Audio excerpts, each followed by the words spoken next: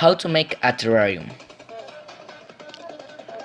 First, cut the bottle in the shape of a rectangle and the size of almost the entire bottle.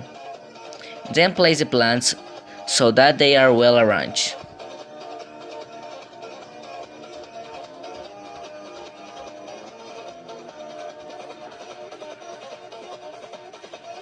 Then place the soil inside the bottle, trying to keep it firm.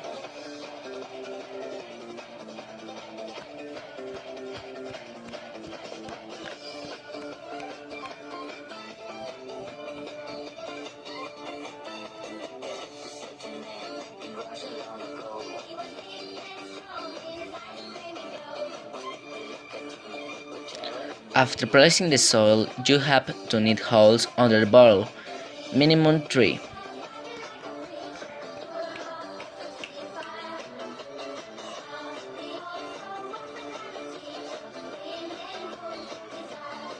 And then add water to the bowl, trying to place water everywhere on the plant.